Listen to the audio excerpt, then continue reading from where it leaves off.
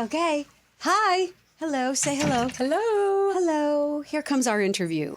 So I'm just going to do a quick intro on you. Sure. Okay? In 3, 2, and 1. I wanted to start out this interview with a question for our audience. Where are you listening to this show? What state? What country? And how's your life going right at this very moment? Shoot me an email, let me know, because I want to get to know you. Candy@candyoterry.com. Because your story really does mean a lot to me. Always has and always will. And when we share our stories, we give each other a glimpse into what is possible. We show each other how we faced an obstacle, got around a roadblock, made it through the tough times. And when I was preparing for this episode, I asked myself why you might be listening to these stories. And here's my answer. You gain knowledge, the kind that can really be used in your everyday life. My hope is that you feel inspired to say, if she can do it, I can do it. And the woman you are about to meet has decided to devote her career to helping women reach their full potential, to believe in themselves, to use their gifts and talents, to not only dream but do, living their best life to their fullest potential. Sounds pretty good, huh? A very successful entrepreneur, she's created a 5-week online course called The Jourse and a monthly membership program called The Power of Her. Katie Wood, welcome to the story behind her success. Hi, Candy. Thank you for having me. This How is are such you? an honor. Good, thank you. So nice to meet you. You know, when we were getting ready to walk into the recording studio, we discovered that we have a very dear friend in common, Christine Swow, who's been on our show. That's right. We love her so much. So if you're interested in hearing her story, just look her up in our library. Christine Swow, S-U-A-U, right? Yes. Definitely go listen to it. Let's jump into Candio's lightning round. So these are short answers, whatever comes to mind. Are you ready? I'm ready. Let's go. What did you have for breakfast this morning? This morning cereal. Workout or I have no time for that? Always work out. What is it? What is my workout? Yes. For now, since I'm 8 months pregnant, it's just walking. I'm doing the best I can. Getting from one room to the other, right? Picking up my kids. Ever had a nickname? Kate. That's it. That's it. Complete the sentence. Motherhood has made me... Oh, my goodness. Motherhood has made me look at life with a whole different lens. Guilty pleasure.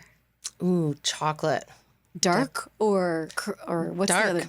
Dark chocolate every Dark night. or milk chocolate is what I was trying to say. Dark chocolate. But this pregnancy, it's been Nutella, like by the spoon, out of the jar. Oh, yes. Not good. I love that stuff.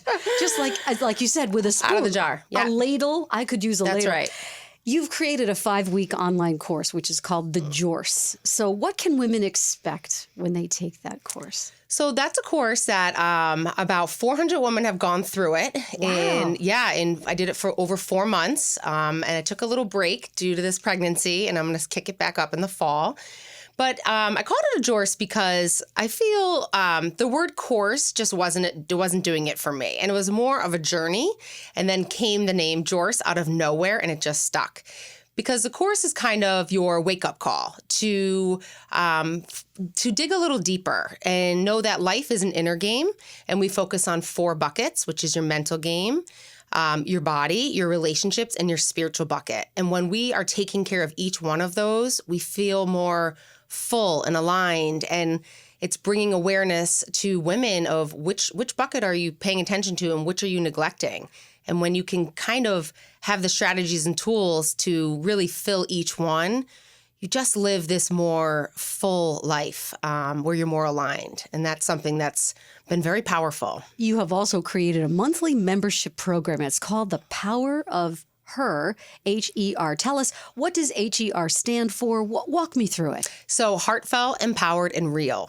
So when I finished the Jourse, and always ask for feedback because I am a student constantly learning in the game of life. And the number one feedback was, okay, when it ends, now what? We want a little more. We want accountability.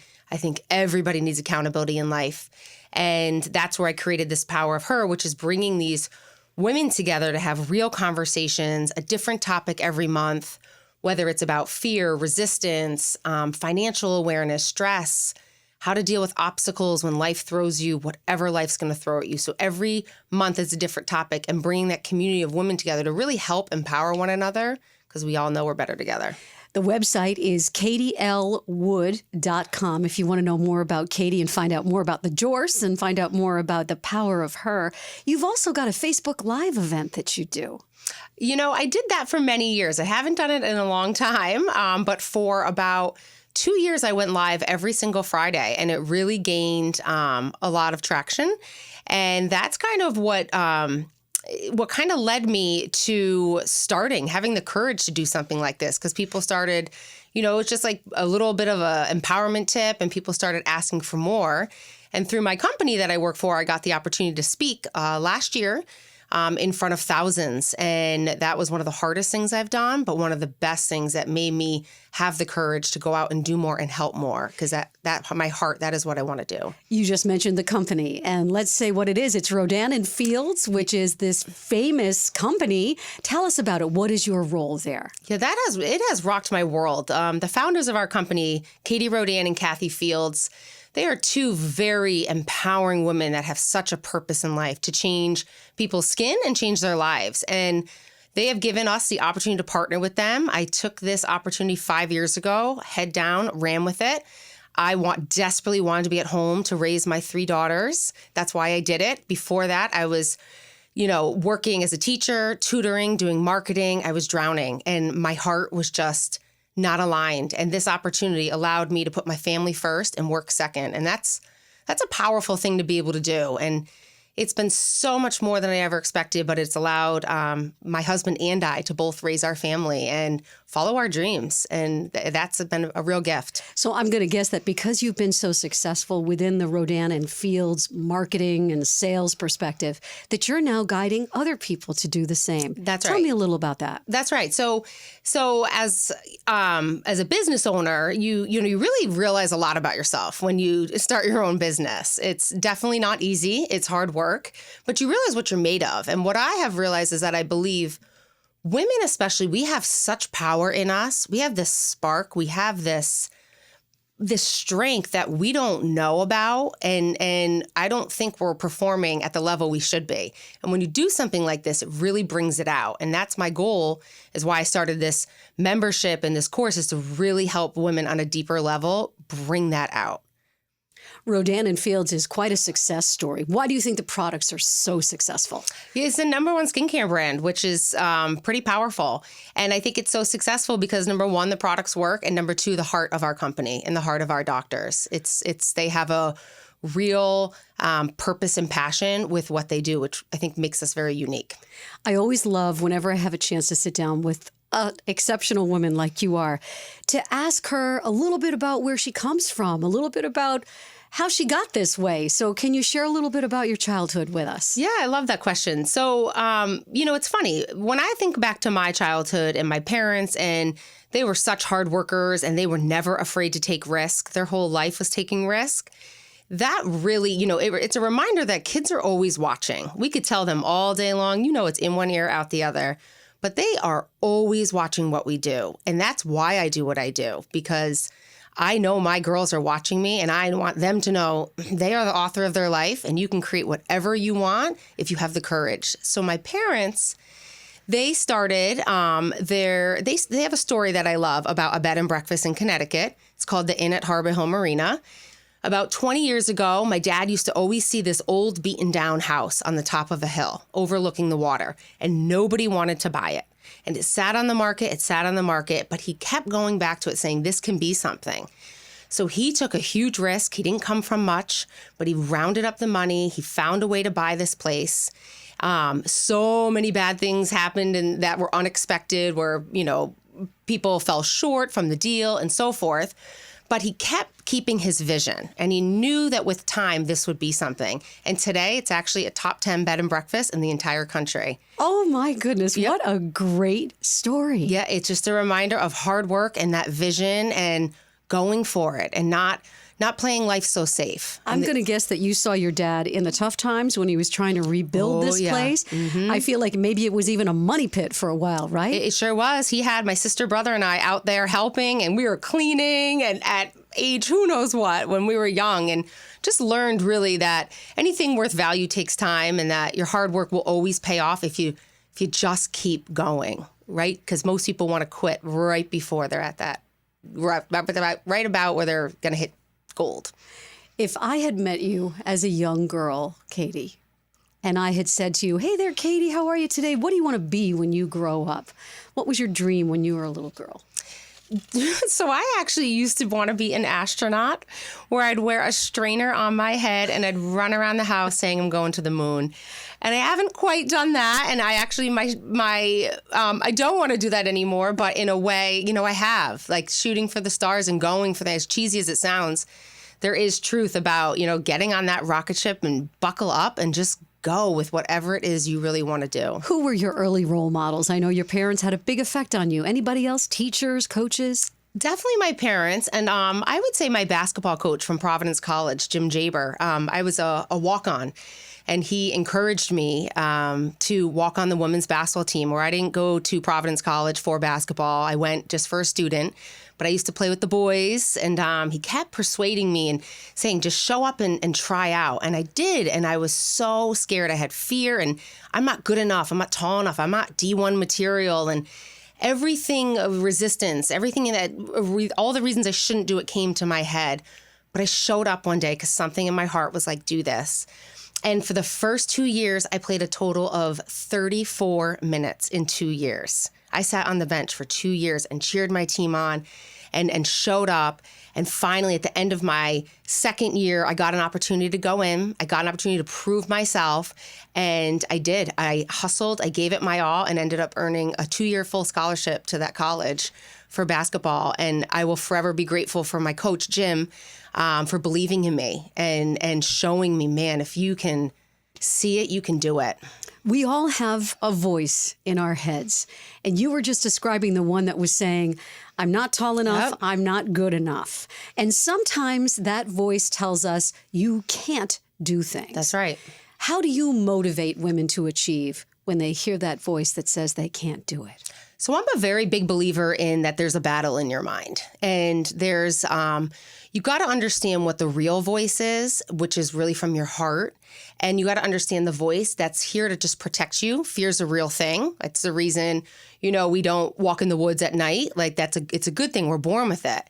But you have to understand when you're making the fear to be much bigger than it is. And I stop and I reflect. I take a deep breath. Is this a real fear, or am I creating this? And once you learn to identify the difference, you can blow past it. And that's where you got to work on your mind every single day to get to that point. I came across this quote, which I thought that you would really like. It's by Meryl Streep.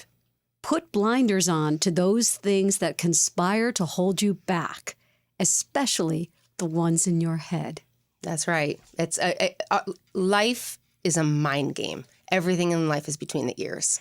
You also are a big believer in intuition. There's a story about you meeting your husband in a bar Yes. and knowing from that moment you were going to marry him. The day I met him, I know oh Lord, my girlfriends are like, you need to go home and transfer. Like, don't just go to a different college. I did. The night I met him, I told him I can see us getting married one day. Did he run away? Somehow you caught him, I definitely right? think I creeped him out, but clearly I was right, Candy. Clearly. But, intuition is a powerful thing. That's and I right. think that's the part where you're listening to your heart and you get that certain feeling about something and you know it's right for you. You are expecting your 4th child. You just mentioned it when we first got started. Only 1 more month to go, right? Yep. How are you feeling? I feel good. I feel blessed. I feel grateful. Man, I heard a quote once that I love, and it just reminds me of this whole, when you're going through the journey of being pregnant, miracles, if you don't believe in miracles, perhaps you forgot you are one. And that's what's happening. It is amazing that, man, if a woman if we can grow and create life, then you better believe you can create a life you're proud of. So you have 4 children. And I'd love it if you could just give us a little bit about all of your kids, your 3 babies that you have at home. I would love to. So my biggest purpose and mission in life is empowering these girls, is raising them to believe in themselves, raising them to understand the mind and the heart, and not really ask them, what do you want to do when you grow up, but who do you want to be? Who's like, what's the footprint you want to leave on this earth? And that's something I work with them every day on.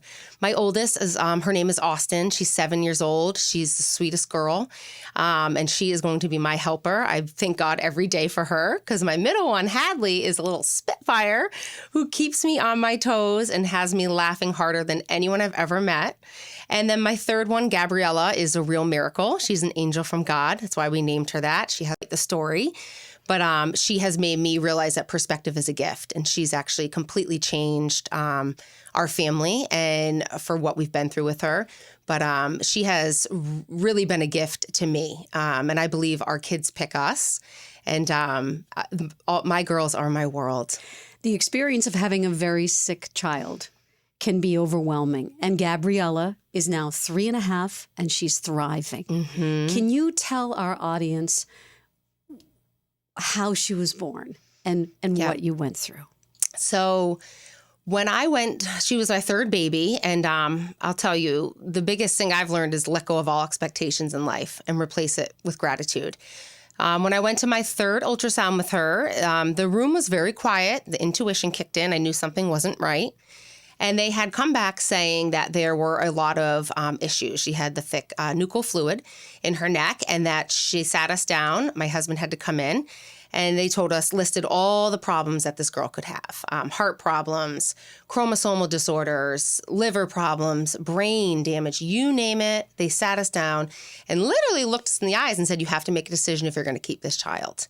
And I will tell you, everything in me was like, if this is my journey, then this is my journey. There's not a chance that I would not have this child. And I prayed over it a lot, I'll tell you that. And it was a very hard pregnancy. It was a very stressful one. When she came out, there were a lot of markers, but I'll tell you, it was at the 2-year mark, we realized that she had something called craniosynostosis, which is a big word for a little kid.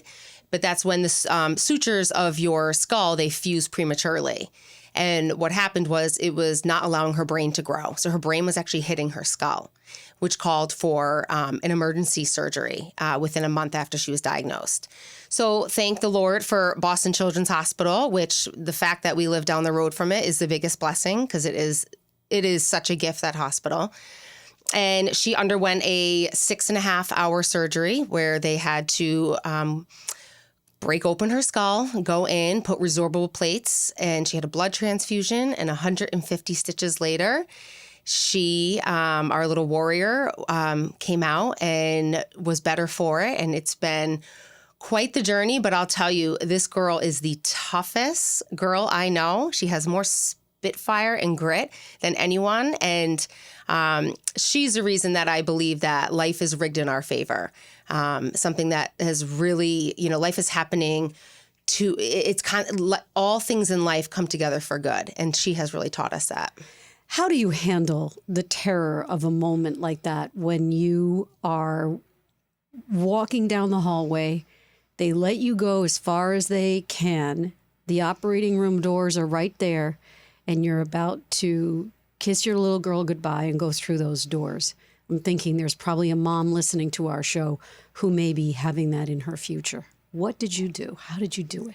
Yeah, that's blind faith at its finest right there. You just, you when you have no control over your circumstances, you only have control in how you react. And that is where, I will tell you, I was on my knees. That brought me to my knees. I prayed over it. And I just kept telling myself, we are here to help this child. This is going to help her. And if it's a problem that can be fixed, it's really not a problem. And that was my mentality. And I knew that she was in the best hands possible. And I did all I could at that point. And that's where you go back. My whole family was waiting for me in the waiting room. Our priest that married us came down. He showed up at 6 a.m. and surprised us at that hospital. And we sat in that room for 7 long hours and just prayed over the situation, because at that point, what else do you do? What role has your faith played in your life? A very large one. A very large one, especially due to Gabriella. It's very important. It's a gift that I want to give my kids, that it's just, you have to stop at some point and just look around at the world and know that it's a pretty magical place. And if you see it in the lens that, nothing's random, nothing's accidental, the people you meet and the things that happen, they're all here to help you grow. You just got to see it that way. One woman that I interviewed a couple years ago said, we're here for two reasons, to love and to learn. That's dead on. For moms, messy lives, devoting ourselves to our children's immediate needs is exhausting. And it really is hard to find that moment for ourselves, those buckets that you described that need to be filled, never mind feeling inspired at some point during your day. What do you say to women when they're in that place and they feel that way? First of all, it's normal to feel that way, and give yourself grace. I have bad days, I have good days, but I'll tell you the biggest difference in my life that it has had the biggest impact is that I will never stop working on myself. I think we think moms should come last, and that's kind of the way I think a lot of us were raised, or maybe we saw our moms.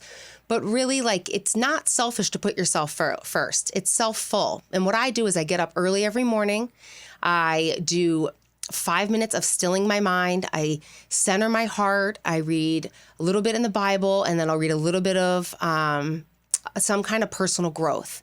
I make my list of the things I'm grateful for, because gratitude is everything.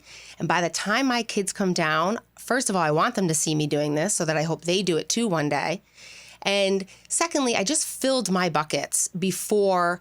Now that mine are full, I could fill theirs. But when we run around on empty, we're useless. And so my biggest tip is to take care of yourself and put yourself first, because when you do, you're really fulfilling everybody else. You have also created a nonprofit. You've got an organization going on for your little girl, Gabby. Can you tell us all about it? Yeah. So the best quote I've ever heard was "Live your life as though it's rigged in your favor" by Rumi. And it really hit me. Something like a chill went down my spine the first time I heard it, which was, in my eyes, a God wink. And what happened from that is I just started saying the word rigged. Anytime something hard came into my life, an obstacle, something difficult, I kept saying, what is this here to teach me? What am I supposed to learn from this? And when you have that mentality, you can learn from your problems, your obstacles. Otherwise, a problem just remains a problem.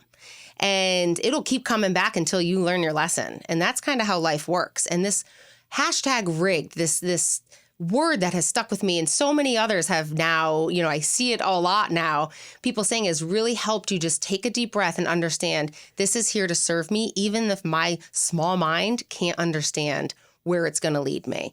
And that's where we created these hats that just say rigged on them as a reminder that, life is really happening for you. You just got to really see it that way.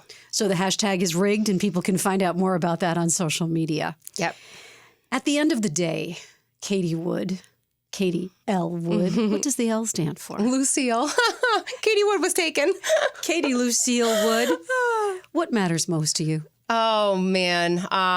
My faith and my family. It's everything. I think sometimes we're raised to, you go to school, you get your degree, you go get a job for 40 years, but there's just so much more to life. And my family is everything. And if I can put them first and find a way to work around them, then I've done my job and filled my purpose. You mentioned obstacles a little earlier, and I always ask, when an obstacle is in your path, how do you get around it? So I think the biggest thing is to just stop, pause, take a deep breath, and ask yourself, what is the next right move? I think sometimes we think of, how am I going to get to the end of the marathon? I ran the Boston Marathon for my daughter to raise money for Boston Children's. And you cannot start that start line in Hopkinton and say, how am I going to get to 26? Especially since the year I ran it was a monsoon and the worst weather in 122 years. Lucky me, you just have to say, get to the next mile marker. And that's what I do when I hit any obstacle. What do you wish you knew when you first got started? Oh my gosh. I don't even know where to begin. I think what comes to my mind immediately is when you know better, you do better. I think life is, one big classroom, and we're just constantly learning. And it's true. What I knew in my 20s, I laugh now, but I wouldn't change a thing because you have to go through all the ups and downs of the 20s. But when you know better, you do better. We all need someone in our lives who I guess you could call a sounding board. They're an objective third party. Who is that person for you? Oprah. Oprah is my girl. Super Soul Sunday. It just fills me up. I just think that woman, talk about life being rigged in her favor and her story and coming from a very hard childhood. She is, she's kind of the example of if she can do it, I can do it. And that's, I know, your mentality and your motto for this amazing podcast is it's true. If there's, it's not one person has more special powers than another. We all have it in us. We just got to believe it and go for it and be that person so you can lay the carpet for someone else to do the same. And that I think is the magic of what we believe as women, which is the whole idea that there's a roadmap out there. Someone else has done this. That's right. Someone else has felt pain. Someone else has felt loss. Someone else had a mountain to climb. How did they do it? Let me watch, let me learn, and then I'll try it in my own way. That's right. What is the ultimate goal of your work, particularly around the power of her? To really help women find that spark inside, to find that magic that's just sitting there. We find that, we have so much more in us. Let's bring that out in each other. And my ultimate goal is to help women just become more self-aware that they do have it in them and help them give them the courage to go for whatever it is that their heart really wants. What's the best piece of advice you've ever received in your whole life? Oh my goodness. I think it goes back to I grew up and my dad, he always really, and my mom too, they always just were very much, you are the author of the story of your life. Like you are in control. You are not a victim. You are in control, and life is simply a sum of all your choices. At this moment, then, as you're expecting your fourth child with a thriving business and people who admire you so much for this philosophy, what does success mean to you? Success. So, if you asked me that, I think 10, 15 years ago, I would have been like, oh yeah, nice house and a car, and none of that matters. Success to me is if you can make an impact on someone else's life, if you can leave your footprint and make this world just a little bit better, or even if you encourage one person to just do a little more because you did it, that to me is success. I want to say thank you so much for being our guest this week on The Story Behind Her Success, Katie Wood. Thank you, Candy. What an honor.